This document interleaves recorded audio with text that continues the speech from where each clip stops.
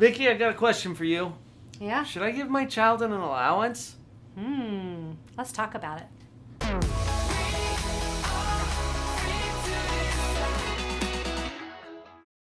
Wait. Vicki, I get to start this one. Okay, what? Because my favorite answer to should I give my child an allowance? It depends. Don't you love that? Psychologists are always using that one. And I'm a psychologist, so there you go. There you go. But it's true. It depends on a lot of different things. And you'll hear opinions both ways. Have you heard opinions both ways? I have. And I've even thought about it different ways. I've gone both ways. Right. We've experimented a little bit. Now, our kids are all grown now. But here's probably the main distinction for me. All right, let's hear it. And you can choose to do it or not do it. There's not a right or a wrong answer. But what are we doing it for? And what are we teaching our children? What if you knew that by giving an allowance, you're either teaching them responsibility or entitlement? That word, entitlement. That's a hot topic word, right? Yes. Like the world owes them something, like they get to have it for free, or are we teaching them responsibility? So if we know that we're either going to entitlement or responsibility, right, which one do you want to teach your kids? Right? Definitely want to teach that responsibility one. Let's get creative about some ways that we might use allowance as a learning tool to help our kids learn responsibility. One of my favorites, Vicki, gives us more leverage in the discipline area of our parenting. And I call it response cost. Okay. So describe how we're going to use that to teach responsibility with chores. All right. Or with allowance, I guess. So allowance, if you're giving your child an allowance, they now have an asset that can be used to motivate them. Mm-hmm. Let's make a couple of distinctions first. Yeah. I'm not a big fan of paying kids for chores, although I've used that creatively before too. Right. That if we pay them for chores, then they pay us for our services. And they can't afford that very long. So instead of doing that, it's simply an allowance. Think of it as practice money. Okay. They have this allowance, but it's held contingent on certain behaviors. Now, response cost means there's a cost for my response. Like if I park where I'm not supposed to, the police will give me a little note on my window. A friendly little and reminder. They separate me from some of my money. Right. Right? And that's the cost for the response of parking where I wasn't supposed to park.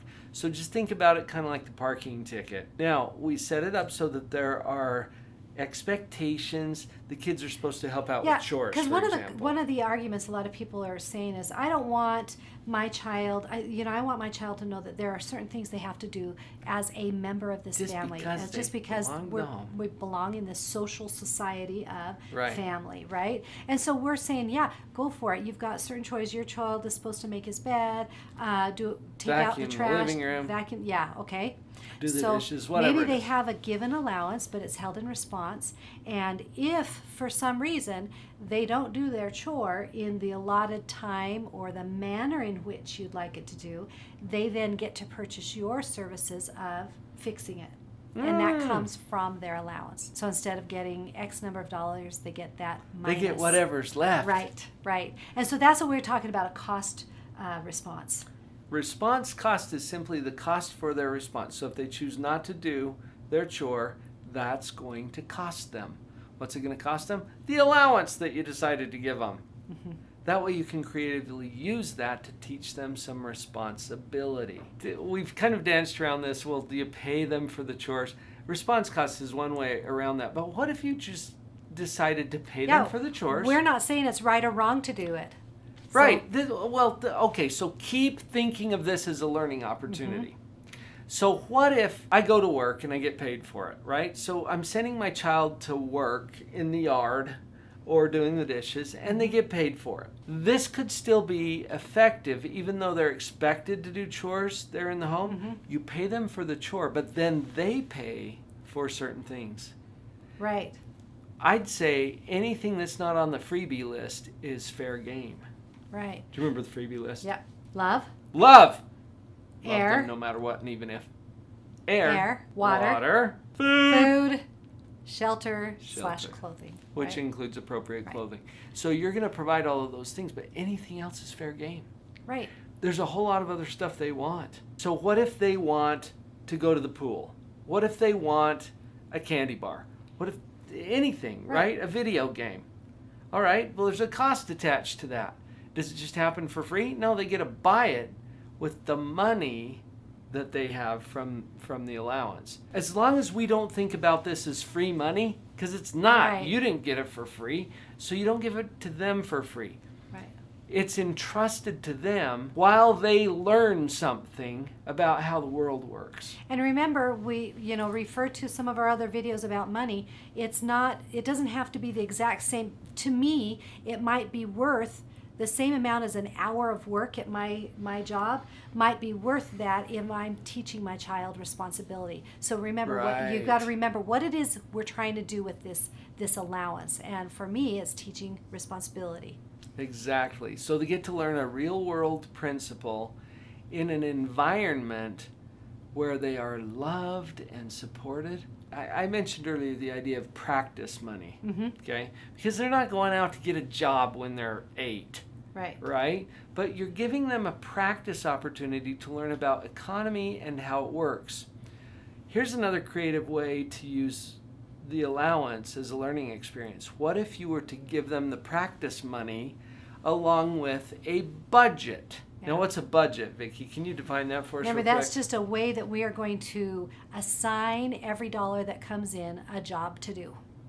Right. It's not a restriction. It's marching orders. Right. So kids don't know about budgeting. How are they going to learn it? This is how they're going to learn it. Yeah. So with the money, you give them a budget. Now, are you planning on giving them an allowance again next week? Probably. But what's it tied to?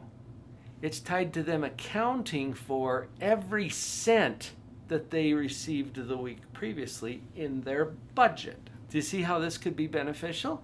What if they don't reconcile? It's going to cost them something. So really, to sum it up is, do you pay your child an allowance? It depends. Isn't it crazy how we learn stuff for ourselves when we get into these videos? I hope you found this helpful. Vicki and I have put together a parenting power-up course. There's group coaching, there's individual coaching, there's digital programs and downloads, all for the purpose of helping you become a more confident parent. Go to parentingpowerup.com. We'll see you there. Her head was down, face locked onto the phone.